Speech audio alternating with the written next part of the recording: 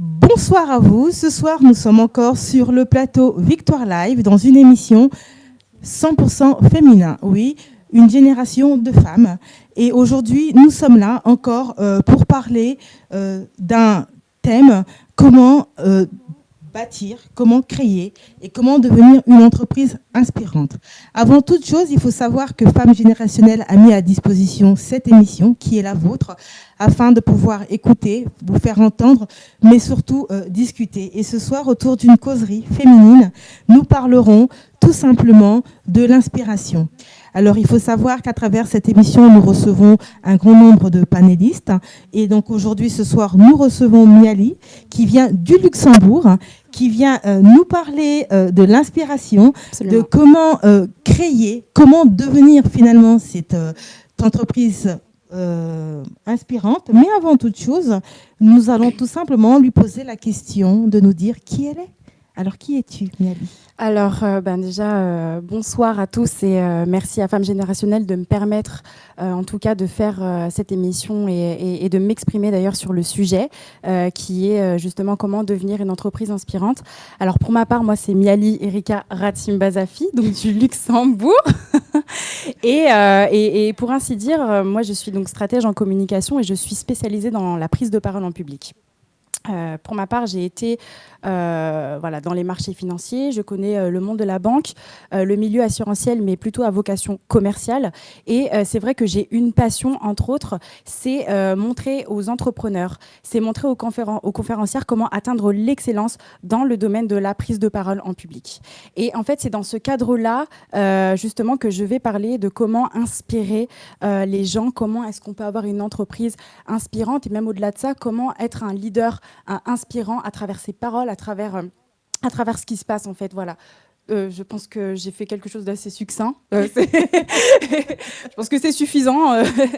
Alors dis-moi Miali, est-ce qu'aujourd'hui la parole a une place capitale finalement pour un entrepreneur ? Absolument. Absolument. Pour moi, comme tu le dis là, ta parole est créatrice. C'est 100%. Le slogan, c'est un mantra et c'est quelque chose qui est applicable aussi dans la vie de tous les jours parce que chaque mot en fait qu'on emploie, chaque terme qu'on emploie, c'est vraiment ce qui se passe dans l'âme, c'est ce qui se passe dans l'esprit. Et effectivement, quand on les sort, en fait, il y a des choses qu'on déclare, il y a des choses qui se passent en fait. Donc pour moi, les mots sont très importants. J'ai toujours mis un point d'honneur en fait à choisir les bons mots, à choisir les mots adéquats pour définir son entreprise, même pour parler de soi, parce que c'est une manière aussi de s'aimer. C'est-à-dire que choisir les bons mots ou choisir les mots pour son entreprise, c'est montrer justement directement quelle est la vision qu'on a de notre entreprise. C'est aussi là que les mots justement vont permettre d'aider aux gens de voir justement quelle est la vision que l'entrepreneur a de son entreprise. D'accord. Alors, si je comprends bien, donc le mot a sa place. Oui. Alors, comment toi, tu définis le mot ou comment tu pourrais justement donner peut-être des indices à tout entrepreneur sur la notion du mot, comment l'employer, l'utiliser ? Alors, tout simplement, la première des choses à faire, et ça, c'est ce qu'on retrouve dans toute entreprise qui inspire les autres, c'est que dans un premier temps, le message est extrêmement clair. C'est-à-dire que les mots sont bien choisis, l'offre est concise, d'accord ? Le produit, déjà, c'est un produit qui va inspirer les autres. Et puis, c'est aussi dans la valeur ajoutée. Par exemple, quand on dit j'aide les femmes entrepreneurs et les conférencières à ce qu'elles atteignent l'excellence dans la prise de parole en public. Voilà, c'est quelque chose de très clair, c'est quelque chose qui doit être compréhensible de tous et voilà, et qui soit applicable et duplicable surtout. Voilà, c'est dans ce côté-là. Ouais. D'accord. Et est-ce que tu aurais là, tout de suite là, peut-être des outils ou peut-être des indices ou tout simplement une méthode que tu pourrais transmettre là à toutes ces femmes qui nous suivent ce soir sur la prise de parole, sur la notion du mot, comment aujourd'hui finalement en tant qu'entrepreneur, comment on peut se déployer, comment utiliser finalement notre langage. Est-ce qu'il est corporel? Est-ce qu'il est intellectuel? Est-ce qu'il est lié à quelque chose? finalement, pour qu'on en arrive à cette inspiration? Alors, déjà, si on reprend la définition même de l'inspiration, c'est ce souffle créatif qui va nous animer, aussi bien dans une entreprise, mais aussi dans la vie de tous les jours. Avant toute chose, avant de parler de mots, avant de parler de gestuels, parce qu'effectivement, ce sont des choses qui sont à prendre en compte aussi, parce que effectivement, les gestes vont faire partie intégrante du discours et parfois vont être beaucoup plus éloquents que les mots en eux-mêmes sortis de sa propre bouche. Avant toute chose, quand on commence à penser à un projet inspirant, on a deux choix. En tout cas, j'ai deux pistes à proposer. La première des pistes, c'est soit on essaye de choisir vraiment un concept totalement nouveau. On est dans 100% l'innovation, c'est-à-dire qu'on est capable d'observer dans le monde quelque chose qui ne s'est jamais fait auparavant. Je prends juste un exemple au hasard, le fondateur de Blablacar. Je dis ça parce que quand je suis venue jusqu'ici, je suis venue en covoiturage, d'accord ? D'accord. C'est le créateur, lui au départ, il fait ses études en Californie, d'accord ? C'est là qu'il découvre le covoiturage. Et en fait, il retourne à Paris. Et en fait, ce qui se passe, c'est qu'à un moment donné, il a absolument il a plus de train. Il n'y a plus de train du tout. Il est obligé d'aller en voiture et il s'aperçoit qu'il n'y a pas de covoiturage en France. C'est comme ça qu'est né Blablacar. Voilà, c'est comme ça qu'est né le covoiturage. Donc en fait, on a cette possibilité, si on le peut et si on a la faculté de le faire, de déceler ce qui ne s'est jamais encore fait dans le monde. Ou alors, on peut tout simplement prendre une passion. C'est-à-dire que c'est quelque chose qui est déjà fait, mais c'est une passion qu'on a à l'intérieur de nous et que peut-être qu'on ne peut pas exercer dans un métier ou dans un emploi actuel. Je ne sais pas, par exemple, vous êtes infirmière et par exemple, vous avez une passion pour le maquillage. Avant de parler d'inspiration, avant d'être éloquent sur quoi que ce soit, d'abord partir d'une passion, quelque chose qui vous prend les tripes, en fait. Et à partir de là, les mots vont sortir. En fait, ça sera quelque chose qui sera beaucoup plus naturel que si on fait quelque chose qu'on ne maîtrise pas. Alors, moi, j'aimerais revenir sur le mot concept. Oui. Tout à l'heure, tu me permets, je te tutoie. Bien sûr. Alors, tu as parlé de concept. Alors, pour les personnes qui nous écoutent, peut-être que les gens ont la signification de ce mot, mais parfois, dans notre esprit, on a l'impression de connaître le mot, mais finalement, on n'a pas la véritable perception ou finalement le sens réel de ce mot. Alors, est-ce que tu peux nous parler du concept ? C'est-à-dire du concept... La notion du concept, parce que tout à l'heure, tu as évoqué que par rapport à Blablacar, qu'il a créé un concept. Oui. Alors, justement, quand on parle d'entreprise, on est toujours derrière un concept, oui. Une idée. Une idée, c'est ça. En fait, c'est ça. C'est-à-dire qu'à travers le mot concept, c'est vraiment une idée. Et en fait, ça part de là.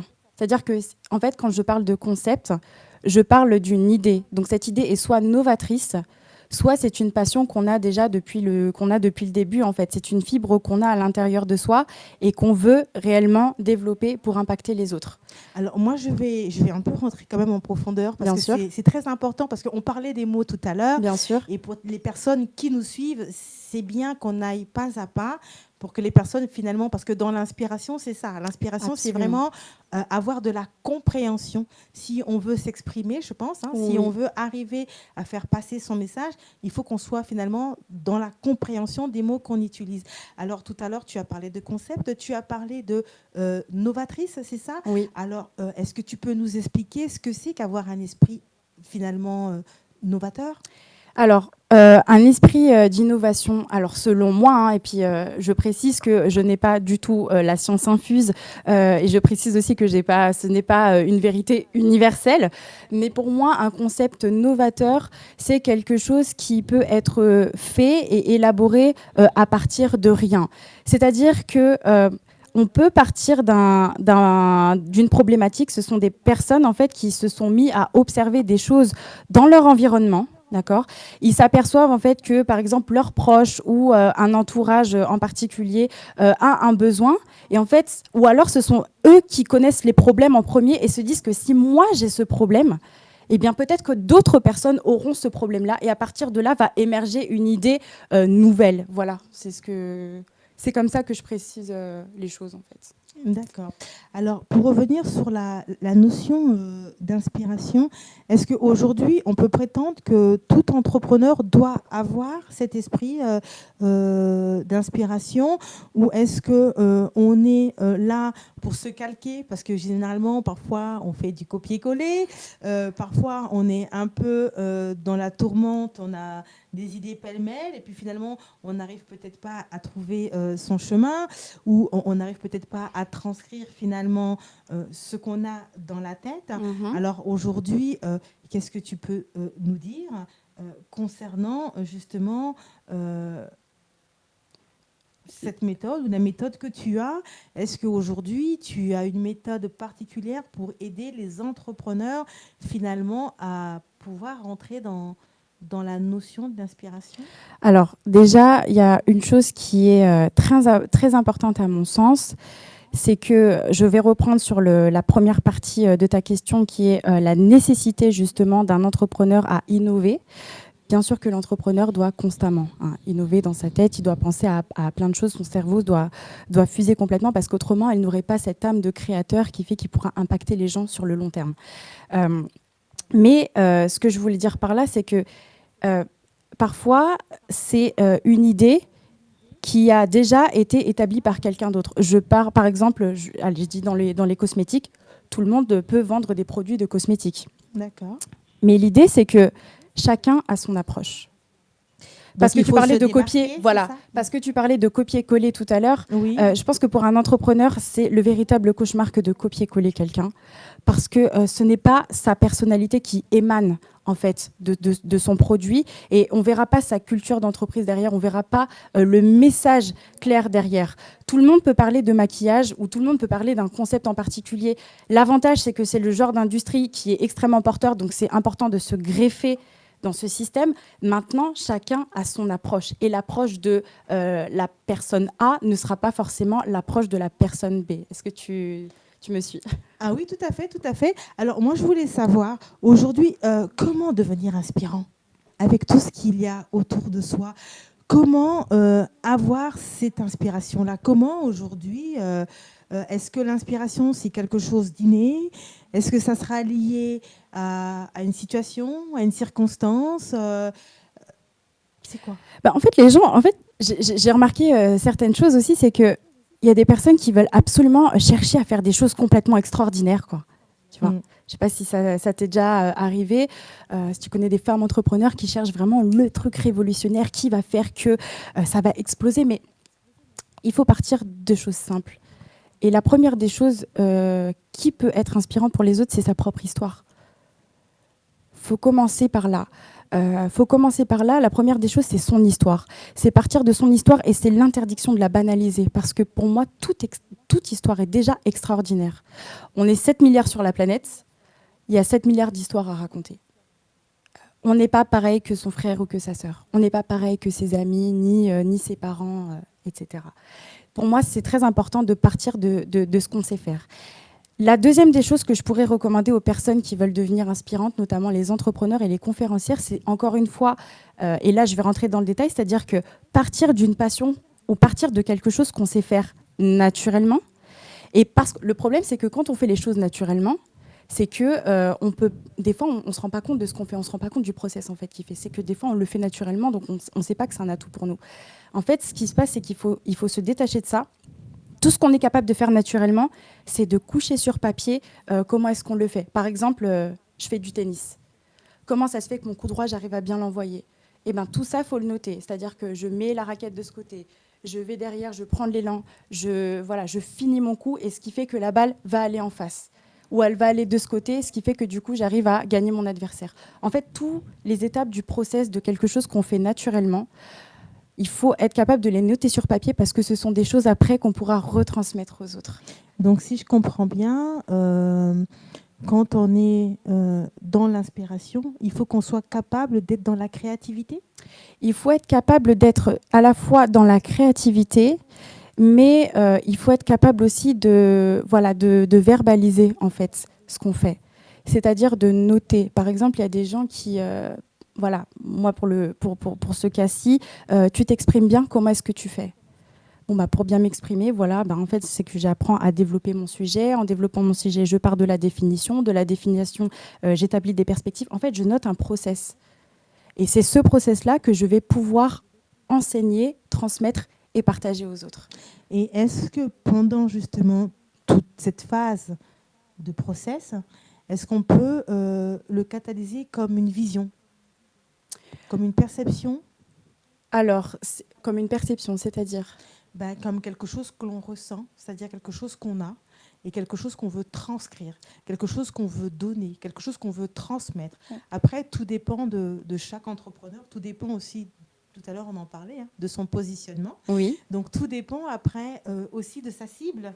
Parce Absolument. qu'on n'a peut-être pas forcément les mêmes cibles, on n'a peut-être pas les mêmes cibles, donc pas les mêmes objectifs. Oui. Donc finalement, aujourd'hui, là, quand on parle d'entreprise, on en parle d'un point de vue global, mais est-ce qu'aujourd'hui, on peut peut-être centraliser à ce moment-là, c'est-à-dire devenir une particularité?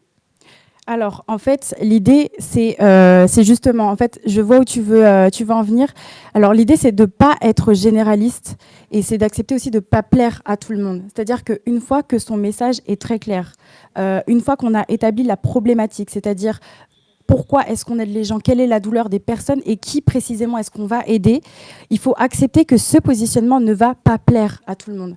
Donc, en gros, l'idée, c'est vraiment de choisir son couloir et pas voilà, d'aller un petit peu partout, de piocher un petit peu partout pour vraiment plaire à tout le monde, parce que finalement, on va plaire à personne et le message en fait qui sera sorti n'atteindra pas grand monde en fait.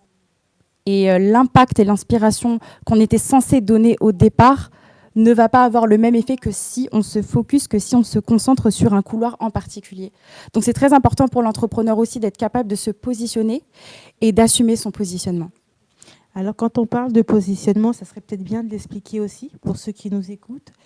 En quelques mots, qu'est-ce que ça veut dire une entreprise qui se positionne? Alors, une entreprise qui se positionne, en fait, c'est faire la segmentation de clients. C'est-à-dire que quand on veut, par exemple, ce sont des entrepreneurs, mais tous les entrepreneurs ne veulent pas forcément apprendre à s'exprimer en public.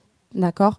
Il faut en fait regarder à partir du problème qu'on veut résoudre, quel type de client est-ce qu'on veut viser. Et pour trouver les clients justement qu'on veut viser, c'est très important de faire une étude de marché au préalable, à savoir comment est-ce que voilà, les clients potentiels qu'on veut cibler se comportent au quotidien. Pourquoi est-ce qu'ils n'arrivent pas à dormir la nuit? Quel magazine lisent-ils? D'accord? À quel événement vont-ils?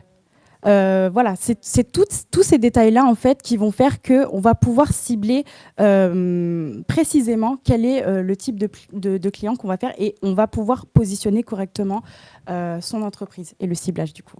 Donc finalement, c'est-à-dire qu'il faut toujours aller de l'avant, c'est-à-dire qu'il faut toujours penser avant le client. Il faut toujours, c'est-à-dire avoir une longueur d'avance face à sa clientèle. Complètement. Et puis avant de parler, surtout, il y a un point important, c'est qu'il faut observer. Il faut observer et il faut écouter ce qui se dit. C'est pour ça qu'on dit toujours, on a une bouche pour parler, mais on a deux oreilles pour mieux écouter, parce qu'on écoute 2 fois plus. Et c'est vrai que moi, parfois, il m'arrive de prendre un café, de lire tranquillement mon livre, comme je l'ai fait avant de te voir. Mais surtout quand il s'agit de femmes, par exemple, j'ai tendance à... Alors, pas à faire le commérage, mais juste écouter voilà, la manière de penser, la manière de s'exprimer. Parce qu'à travers ça, en fait, on peut voir, on peut percevoir ne serait-ce qu'une contrainte, qu'une issue, qu'un point. Et c'est quelque chose qui peut t'inspirer en tant qu'entrepreneur. C'est très important. Moi, il y a des moments où je me suis retrouvée au Luxembourg à me balader à des heures différentes pour voir quel type de client il y avait et dans quel magasin, dans quel store ou dans quel événement ils allaient. Parce que c'est là où je vais voir complètement comment se comportent mes clients. Donc il faut avoir aujourd'hui, pour avoir finalement cette attitude inspirante, il faut tout le temps être finalement toujours en connexion avec les autres. Donc il faut avoir un regard beaucoup plus profond. Il faut apprendre à observer finalement son entourage, ce qu'il y a autour de nous et peut-être finalement ce qui se passe au sein de cette société. peut-être découvrir les besoins. C'est ça, tout à fait. Là, vraiment, tu as vraiment touché le point. Et je dirais même plus que ça, c'est que parfois, une personne va vous exprimer un besoin, et puis en fait, on s'aperçoit qu'il y a des motivations sous-jacentes derrière. Il y a des choses qu'on décèle. Mais parce qu'il faut être capable d'écouter. Il faut savoir aussi écouter entre les mots. Il faut lire entre les lignes. Et ça, c'est vraiment une certaine intelligence. Il faut avoir cette intelligence émotionnelle-là que d'observer la personne, pas que sur sa couche superficielle, on va dire, mais à l'intérieur d'elle. Qu'est-ce qui se passe dans son âme? Qu'est-ce qui se passe dans son cœur? Qu'est-ce qui se passe dans ses tripes? Qu'est-ce qui l'anime tous les jours? Parce que à la longue, ce qui va se passer, c'est que en tant qu'entrepreneur, tu vas publier sur les réseaux sociaux. Il va falloir que la personne, quand elle lit, se dise « Ah, mais c'est complètement moi, en fait. C'est moi. C'est tout à fait moi. Je sens que je vais acheter ton offre. » Voilà. Donc, il faut que la personne arrive à se représenter ou que la personne arrive à se retrouver à travers ce que toi, tu proposes. Oui. Donc, en fait, il faut que tu aies la capacité. Complètement. Donc, c'est une question de capacité à transcrire un besoin. Voilà. Est-ce qu'on peut définir ça comme ça? Absolument. Très clairement, oui. Oui. D'accord. Alors, moi, ce que je veux savoir aujourd'hui, en termes d'inspiration, est-ce que l'inspiration, finalement, est-ce qu'on peut se dire que c'est quelque chose qui est basé sur, on va dire, parce que tout à l'heure, on a parlé de ce qu'on a, de notre histoire. On a aussi dit que l'inspiration, c'était aussi la connexion avec les autres. C'est ce qui se passe autour de nous. C'est de pouvoir avoir un esprit d'analyse, peut-être? Oui. Un esprit critique? Un esprit critique, oui. C'est la capacité réellement à mettre en perspective ce qu'on observe. C'est-à-dire qu'on le plaque comme un accord de musique, et puis après, il y a ce que j'appelle les arpèges derrière. C'est-à-dire qu'on voit quelque chose, et c'est cette capacité à retourner le point dans plusieurs angles, en fait, pour pouvoir le développer, je dirais, plus complètement. Voilà. Donc, en fait, il faut susciter l'envie. Il faut susciter l'envie, oui. Et pour susciter l'envie, c'est ça, c'est ce qu'on disait tout à l'heure, c'est qu'il faut découvrir le point de douleur du client avant même de parler. Parce que quand on va se mettre à parler avec éloquence et avec force, ça va le toucher encore plus. Alors, moi, j'aimerais revenir sur le mot. Oui. Parce que quand il y a des mots qui sont utilisés, c'est toujours bien de pouvoir... d'en trouver la sémantique. La sémantique. Tu parles d'éloquence. Oui. Alors, c'est quoi l'éloquence? L'éloquence, c'est la faculté vraiment de s'exprimer, je dirais, de façon très claire, mais je dirais pas solennelle, mais voilà, il y a cette assurance qui est là. On sent qu'autour, il y a une aura, il y a quelque chose qui fait que les gens ont envie de se retourner pour écouter ou de tendre une oreille pour écouter ce qu'on a à dire. J'ai participé à des concours d'éloquence depuis le lycée, et c'est vrai que la première fois, c'est toujours impressionnant parce que je me suis retrouvée en face d'avocats d'affaires, de banquiers d'affaires de renom, mais de ma ville. Le but, c'était vraiment de disserter sur 10 minutes sur une citation en particulière. Et voilà, il fallait se retrouver devant ces personnes-là à vraiment convaincre, en fait. C'est vraiment l'art de convaincre, c'est de maîtriser une certaine rhétorique tout en, c'est-à-dire l'art de bien parler, et tout en déclamant les choses et en impactant les personnes en même temps. Donc c'est un exercice extrêmement complexe, mais qui, lorsqu'il est réussi, donne des résultats époustouflants. Et est-ce que là, tu pourrais nous donner peut-être de petits détails, de petits outils, de petites astuces pour toutes ces femmes qui finalement sont confrontées au quotidien à leurs clients? Il faut réussir à convaincre ces femmes peut-être qui sont à la tête d'un empire ou tout simplement ces femmes qui sont conférencières et qui ont besoin justement d'avoir ces astuces, d'avoir ces méthodes d'éloquence. Est-ce que tu peux nous en faire part? Alors déjà, la première des choses à faire, c'est déjà moi je dirais de parler avec son abdomen. C'est vraiment relâcher avec l'abdomen et c'est sortir vraiment sa voix. C'est ne pas avoir peur de sortir sa voix. Au niveau de la gestuelle aussi, parce que ça, c'est quelque chose qui va beaucoup aider. Parce que la gestuelle, c'est elle qui va influencer l'énergie et qui va influencer vraiment toute l'élocution en fait, qu'on va avoir auprès de ses investisseurs et auprès de ses prospects. Donc déjà, ce que je recommanderais, c'est d'avoir... J'ai fait de la danse pendant 8 ans. J'ai fait de la danse classique, donc c'est important, voilà, d'avoir un port bien ouvert. On montre l'ouverture d'esprit et c'est quelque chose, voilà, qui permet déjà de se sentir en confiance. C'est-à-dire que inconsciemment, l'être humain, lorsqu'il fait cette position-là, a déjà beaucoup plus confiance en lui. On connaît cette posture où on se met comme Wonder Woman. C'est cette posture-là qui vraiment nous permet d'avoir confiance en nous. La deuxième des choses, ce que je dirais ensuite, c'est d'occuper l'espace qui nous est donné. Alors, c'est quoi occuper l'espace qui nous est donné, justement ? Occuper l'espace. Alors, pour avoir testé les cours Florent à Paris, parce que j'ai fait le stage d'accès pour entrer dans l'école cours Florent dans l'idée de devenir comédienne ou actrice, j'ai été coachée justement pour apprendre à non seulement avoir une bonne élocution, c'est-à-dire à être entendue devant, sur le côté, mais également derrière, mais aussi occuper l'espace qui nous est donné. C'est-à-dire que quand on nous donne un espace, je parle notamment des conférencières, faut pas non plus rester figé sur scène.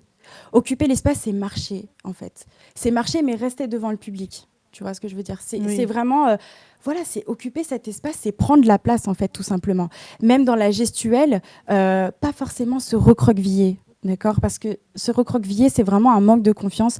L'idée, c'est vraiment de s'ouvrir et voilà, de garder, d'être ancré dans ce qu'on va dire.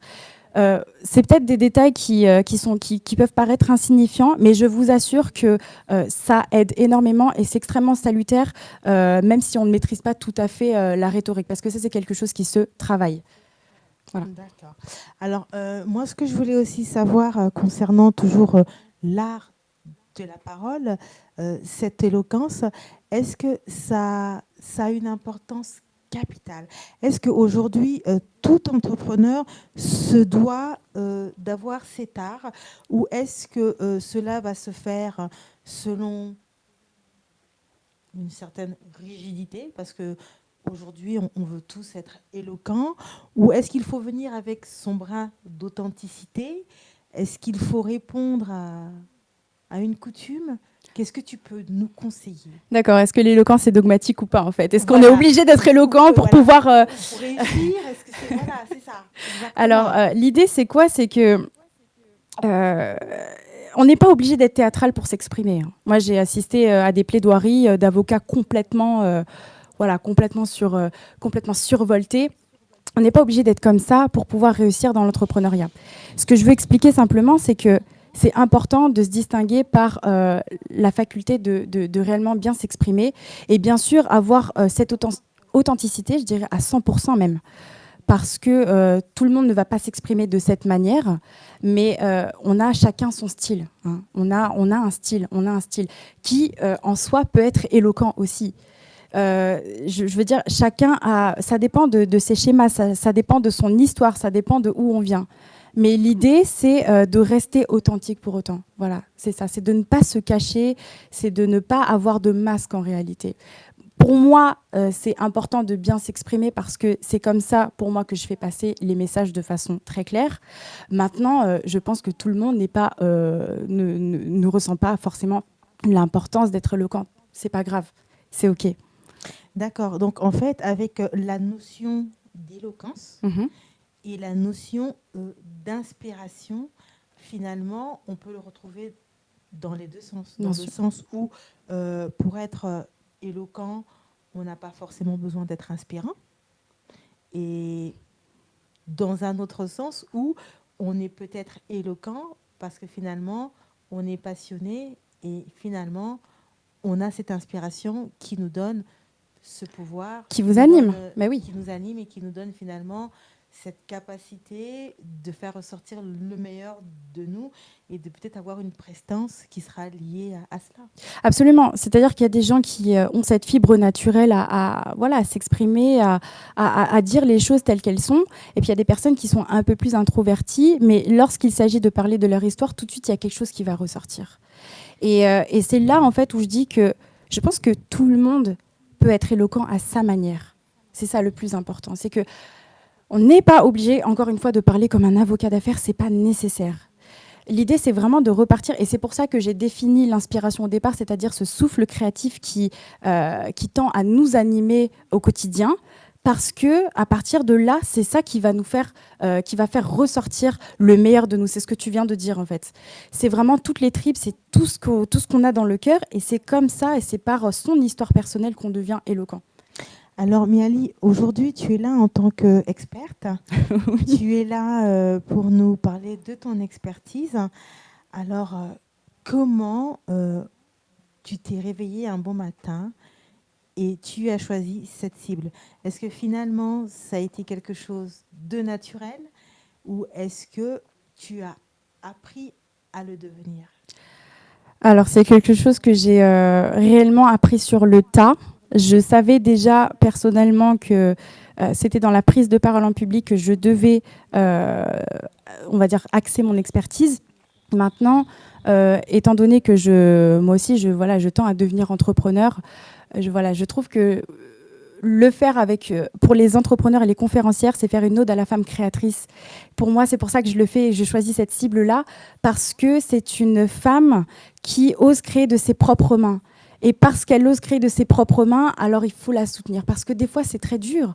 On part de zéro, on a ces syndromes je sais plus comment ça s'appelle, le syndrome de l'imposteur, voilà, tout à fait. On n'a pas confiance en soi, on a envie d'exposer son projet parce qu'on sait qu'au fond de nous, c'est quelque chose qui nous anime, mais on ne sait pas comment ce sera perçu et comment ce sera vu des autres, et parfois le regard des autres, en fait, peut nous affecter.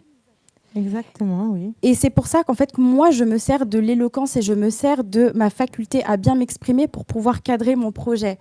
Et de ma faculté aussi à argumenter, à montrer parce que c'est comme ça en fait que je vais montrer ma vision aux gens.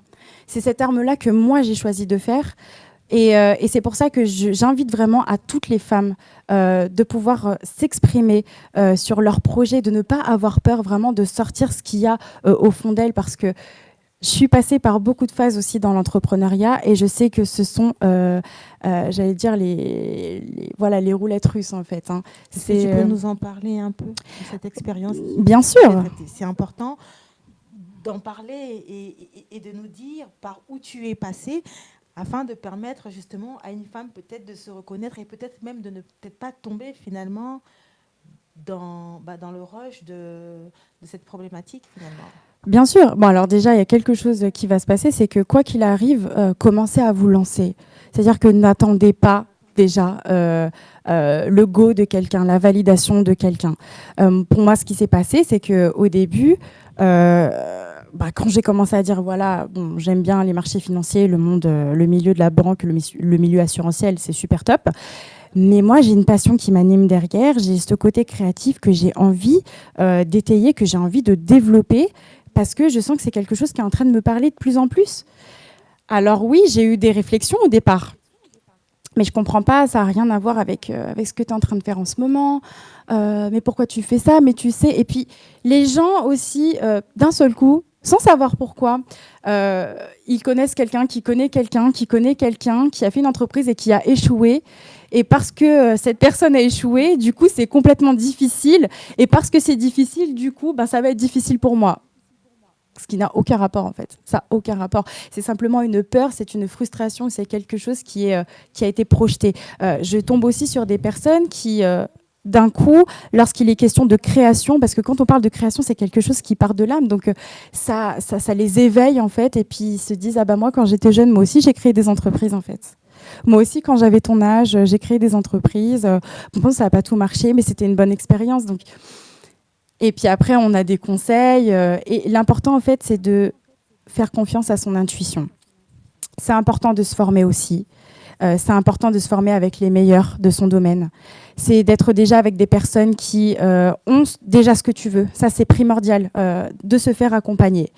Maintenant, ce que je dis toujours, c'est qu'un coach va te livrer la recette qui va faire que ton entreprise va réussir et va se développer à un moment donné parce que tu auras fait les actions. Mais il ne te dit pas ce que tu dois faire dans ta vie. Donc, les conseils qu'il te donne, tu les prends, mais avec un peu de recul. C'est pas non plus ton gourou. C'est quelque chose que tu dois faire avec ton style. C'est très important de le dire parce que il peut y avoir des personnes aussi qui peuvent plus s'empêcher de dire mais mon coach il m'a dit que, mais mon coach m'a dit que. Non. C'est pas une référence, voilà. En fait. C'est-à-dire que le coach est là pour accompagner. Absolument. Il est là pour aider, oui. pour te guider, pour tout, c'est très important de le dire, hein, parce qu'il y a des coachs maintenant partout. Absolument, oui. Et donc, il faut en parler, hein, il faut bien qu'on l'explique aux gens que le coach n'est pas la référence, mais il est une aide qui va tout simplement t'accompagner à atteindre un objectif, qui va t'emmener d'un point à un point. C'est ça. Mais il faut savoir que lui, il t'accompagne. Il est juste là, béquille. Mais c'est à toi de prendre cette béquille. C'est à toi de rentrer dans l'action. C'est ça. C'est bien ça? C'est ça, absolument. C'est-à-dire que le coach, lui, va vraiment t'amener d'un point A à un point B. C'est-à-dire à un point où la personne est présentement et le point B à ce qu'il devrait être. Et donc, c'est cet écart, en fait, qu'il va falloir combler. Et le coach est là pour ça, pour t'accompagner. Mais en aucun cas, c'est quelqu'un qui va diriger ta vie. C'est important de le préciser, je pense, oui, bien sûr. C'est tout à fait. Voilà. Oui, c'est très important parce qu'aujourd'hui, effectivement, on a souvent tendance à se cacher derrière ou à se replier ou finalement à ne peut-être pas assumer aussi ses responsabilités parce que le coach a sa part, mais la personne qui se laisse accompagner a aussi sa responsabilité. Voilà, absolument. C'est la responsabilité du coach d'offrir les moyens, donc c'est un peu une obligation de moyens pour que le client puisse atteindre son résultat, mais c'est également la responsabilité du client de faire les actions pour atteindre ce résultat. C'est pour ça que des fois, quand on me pose la question, mais t'es sûr que ce coaching, il marche? Tu vois, des fois, il peut y avoir ce genre de questions. T'es sûr que ça marche ton truc? Mais parce que quand même, ça a un certain coût. Mais j'ai envie de leur dire, mais moi, je te retourne la question. C'est-à-dire qu'elle te propose un cours. Mais toi, qu'est-ce que tu es prête à faire pour que ça fonctionne? C'est ça. Donc, la réciprocité aussi. Parce que tu donnes il faut ta part. Il faut ta part, parce que le succès, c'est une part, c'est un échange, c'est parce qu'on a besoin des autres, mais du coup, il y a une réciprocité, en fait, on signe un contrat de succès, en fait. Surtout que c'est à toi d'aller chercher en toi, bien sûr, pour atteindre. Parce que le coach, finalement, lui, il ne va que t'aiguiller. Voilà, à travers des questions ouvertes. Oui. Ouvertes, il va te donner des outillages, mais c'est à toi de faire la mise en pratique. C'est ça. C'est faire des actions constantes et régulières, c'est d'avoir cette, allez, on va sortir le mot, cette discipline. Voilà, c'est ça. C'est la discipline voilà. Qui va faire que justement, cette entreprise qu'on crée, dont on rêve depuis l'âge de ses 15 ans, va faire que ça va fonctionner. Donc, même si des fois on fait les actions et que ça ne fonctionne pas, eh bien, il faut continuer à persévérer, hein. L'inspiration, elle relève aussi du fait que dans les actions qu'on fait, on n'a pas les résultats tout de suite. Il faut de la patience. Tout ne se fait pas, Rome ne s'est pas fait en un jour. Donc, il faut vraiment, vraiment être capable de continuer à faire les actions, même si on a l'impression d'être dans le désert, et de continuer parce qu'en fait, les gens vous regardent. C'est fou, hein? Oui, c'est ça. Parce que les gens, en fait, ils vous observent, hein. Ils regardent, en fait. Ils regardent, là, même, ils regardent, là. Ils regardent tout ce qu'on fait et ils ne disent pas forcément. Moi, j'ai des gens, c'est Niali, je te suis, je te regarde vraiment, c'est vraiment bien ce que tu fais, mais aucun like, aucun commentaire, aucun partage, rien. Mais c'est comme ça, les gens vous observent, quoi qu'il arrive. Donc, c'est important de continuer à être dans l'action, même si on a l'impression de galérer, entre guillemets, parce qu'on galère vraiment, on galère jamais. La personne qui galère, c'est la personne qui fait rien, de toute façon.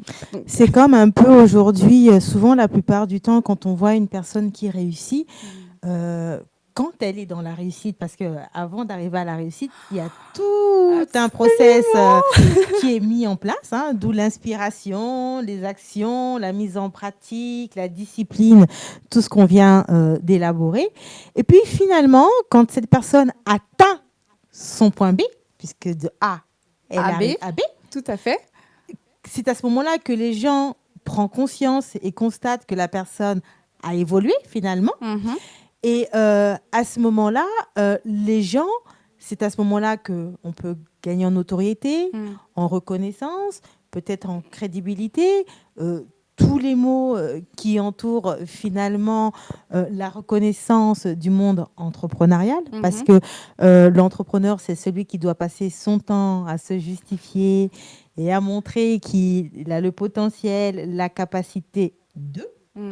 Et aujourd'hui, en termes d'inspiration, c'est peut-être aussi de dire à toutes ces femmes qui nous suivent ce soir, c'est que la vie de l'entrepreneuriat, c'est de la passion, c'est vrai, mais que derrière cette passion-là, finalement, pour réussir à transcrire, à mettre les mots, finalement, à sa vision, mettre les mots peut-être à son entreprise, il va falloir peut-être aussi dire aux gens qu'il y a tout un cheminement, tout un travail à faire, et d'où la formation.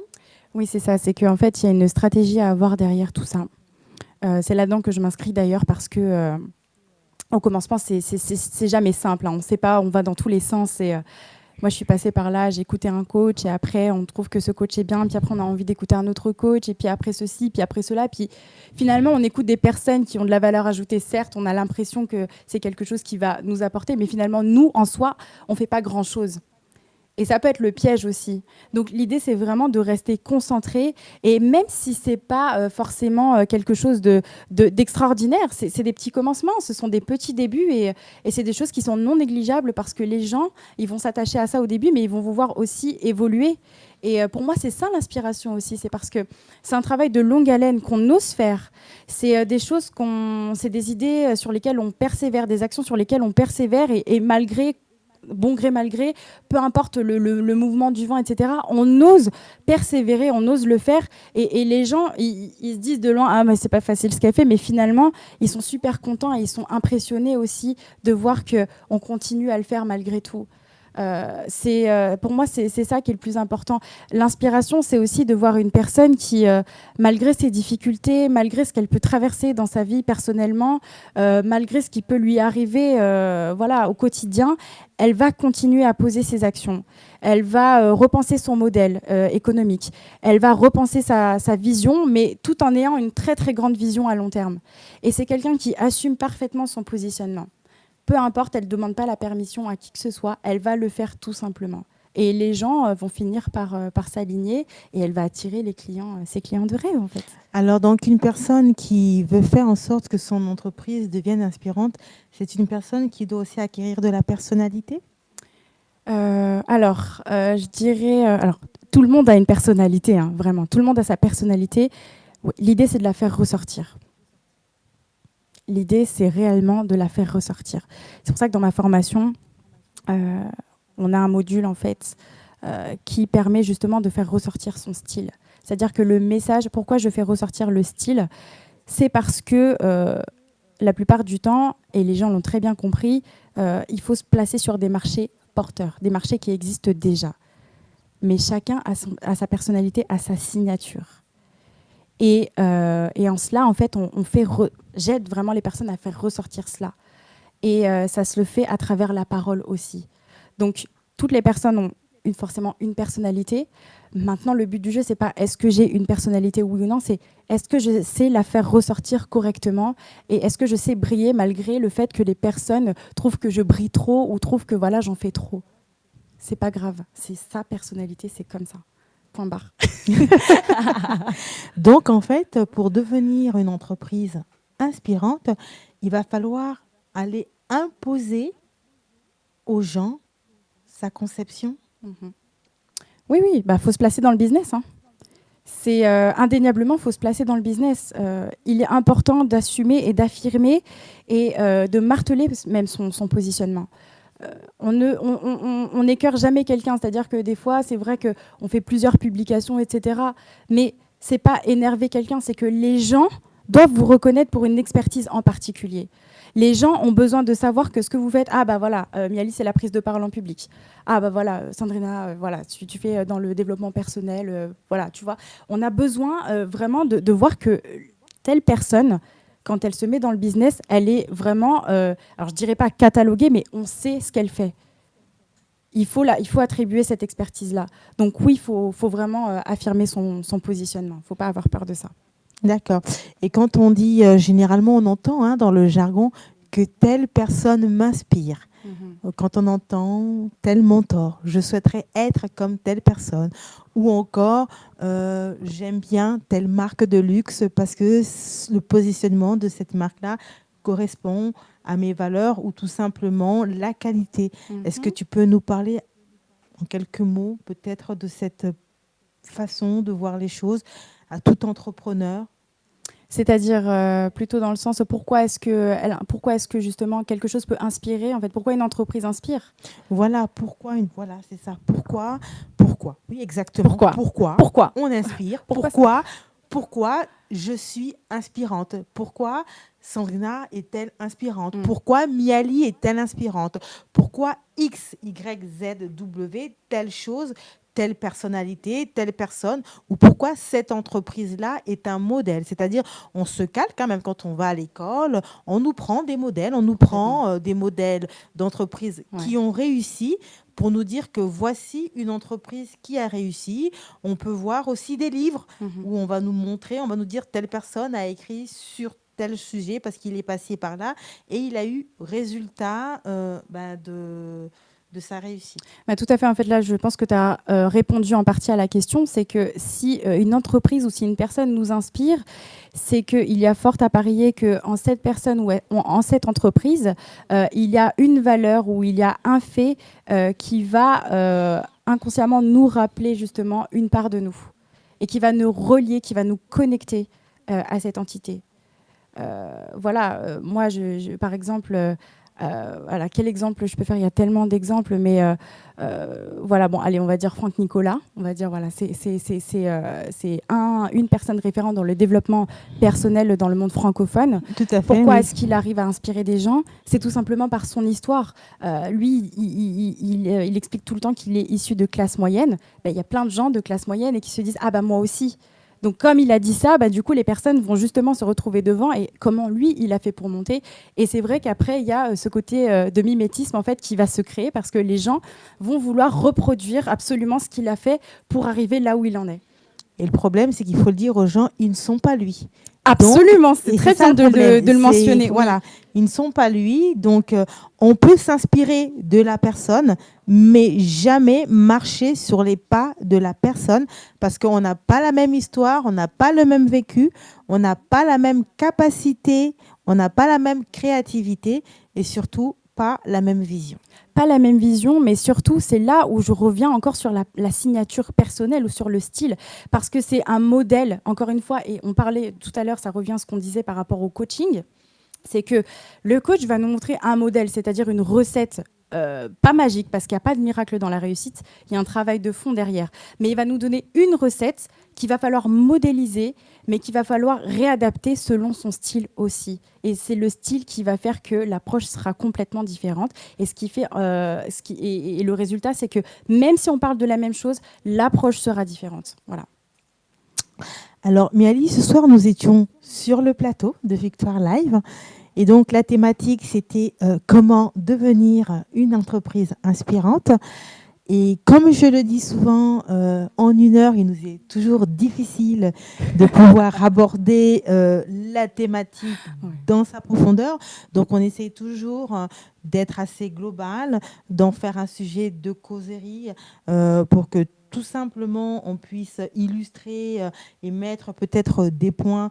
Donc après, en profondeur, on peut peut-être te rencontrer. Alors, est-ce que tu peux nous dire où est-ce qu'on peut te rencontrer pour peut-être une expertise beaucoup plus approfondie sur la prise de parole ou tout simplement dans l'accompagnement justement de toutes ces femmes qui se lancent dans l'entrepreneuriat et qui ont besoin peut-être d'investir, qui ont besoin de rafraîchir ou tout simplement de pouvoir croître dans leurs compétences, tout simplement. Passer à un autre niveau. Ou de passer aussi à un autre niveau.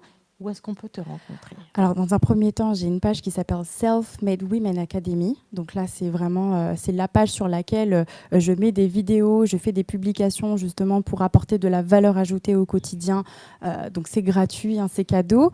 Vous pouvez me contacter par message privé également et je fais des rendez-vous stratégiques pour justement parler avec les entrepreneurs, les femmes entrepreneurs ou les conférencières de leurs projets pour voir comment est-ce qu'on peut travailler ensemble. Donc ça, c'est vraiment, on va dire, la partie en ligne. Et puis la deuxième partie, c'est plutôt en présentiel, c'est-à-dire faire des ateliers. Donc là, le prochain atelier qui va se passer, ce sera le 10 août à Paris, dans le 8e arrondissement.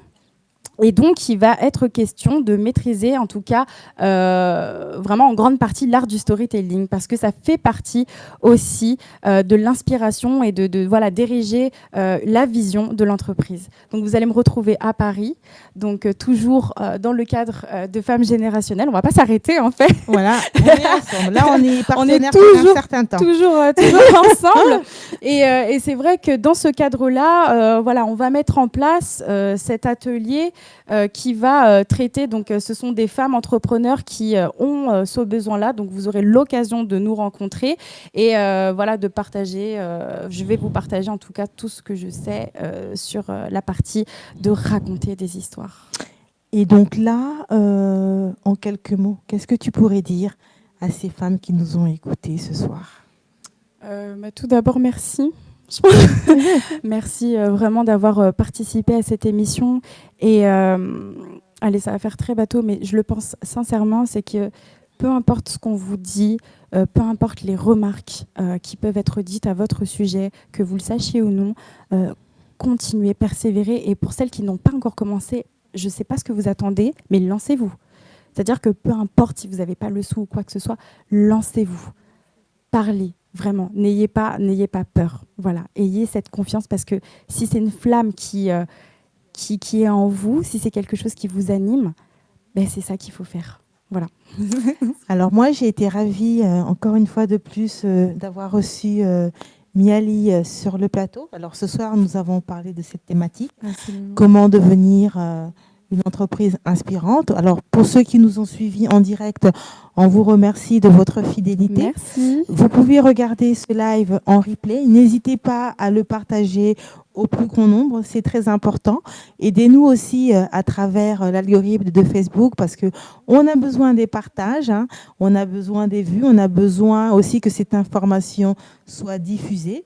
Donc, on fait notre part, vous aussi faites votre part, de façon à ce que, nous puissions réussir à fidéliser aussi des personnes pour que cette émission puisse continuer et aller de l'avant. C'est important de le dire. Hein. Cette émission existe parce que vous êtes là et c'est vous qui finalement allez faire vivre cette émission. Parce qu'on est là pour vous, on est là d'un commun accord, vous et nous, on fait notre part, vous faites votre part et ensemble on avance et on grandit et on fait en sorte que cette émission continue à perdurer dans le temps. Il faut savoir qu'aussi sur Femmes Générationnelles, comme Miali l'a dit tout à l'heure, nous allons nous retrouver donc le 10 août sur un atelier l'art du storytelling. Ça sera Miali elle-même, comme elle vous l'a expliqué, qui sera là. Alors la billetterie est ouverte depuis, je pense, à peu près 15 jours. N'hésitez pas, les places sont limitées. Donc, vous pouviez tout simplement aller sur la page Femmes Générationnelles. Vous verrez qu'il y a la billetterie qui est ouverte. N'hésitez pas à vous inscrire. Vous saviez que la formation, c'est nécessaire de se former. C'est très important. Et quand on est entrepreneur, on ne doit pas mimonner sur ça.